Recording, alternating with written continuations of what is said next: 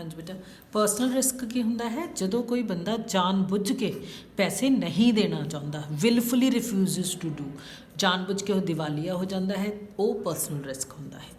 Reward of management, जिहड़ा क्रैडिटर है उन्होंने की करना पैंदा है, लिख के रखना पैंदा है कि तुसीं उस तो कदों पैसा लैके गए, कितना इंटरस्ट दोगे, किन्नियां किश्तां च दोगे, ठीक है।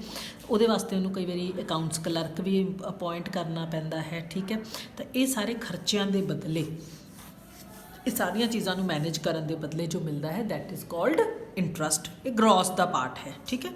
फिर है रिवार्ड ऑफ इनकनवीनियंस, हुण तुसीं कुछ समय लिए उस पैसे तो अलग रहे हो, थानू जो उस पैसे की जरूरत है तुसीं ओह तुहानू नहीं मिलिया क्योंकि तुसीं उधार दिता होया है, या जिवें तुसीं किसी नूं तां उधार दिता 10,000 पर जो थानू वापस कर रहा वो तुहानू 100, 500, 1000 रुपया कर करके समॉल इंस्टॉलमेंट्स दे विच दे रहा है, वो जो थानू इनकनवीनियंस बीयर करनी पैंदी है that is called reward for inconvenience.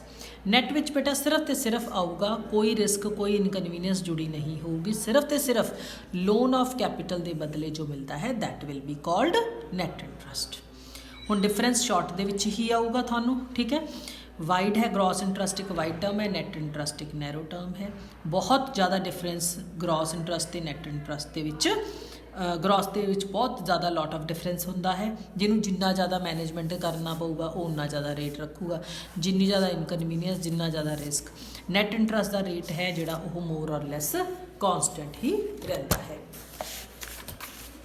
Next है डिटर्मीनेशन। नैट इंटरस्ट डिटरमिन किद्दां हुंदा है by the equilibrium of demand for and supply of capital.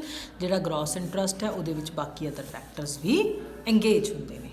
मैं जस्ट वैसे ही करा रही हूँ थानू सिर्फ इन्फॉर्मेशन वास्ते, किते इंकलूड नहीं हुंदा कि जिहड़ा रेट ऑफ इंटरस्ट है ग्रॉस इंटरस्ट दे विच जिहड़ा फर्क है वो क्यों हुंदा है। फस्ट है मोनोपोली पावर, जे इक्को ही बंदा है उन्हें ही लोन देना है तो वह ज़्यादा चार्ज करूगा इंटरस्ट रेट, जे ज़्यादा ने लोग मोनोपोली नहीं हैगी, इक्को बंदा नहीं हैगा, फिर डिफरेंट रेट चार्ज होंगे।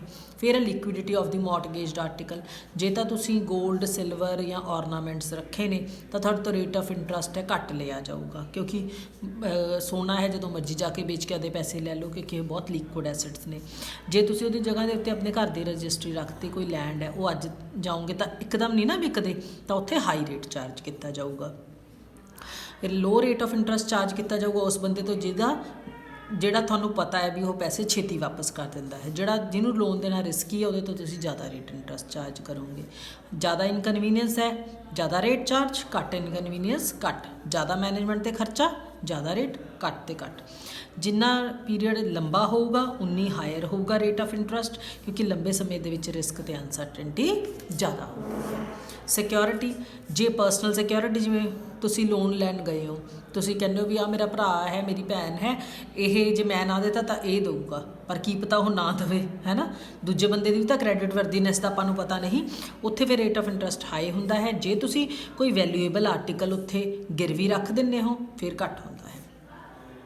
डिवेलप कंट्रीज़ दे विच कैपिटल मोबाइल हुंदी है, इस करके रेट ऑफ इंटरस्ट सेम होंदे ने। अंडर डिवेलप कंट्रीज़ दे विच पैसा है कुछ कुछ लोगों के हत्थां विच हुंदा है, इस करके गुड डील ऑफ वेरीएशन पाई जाती है।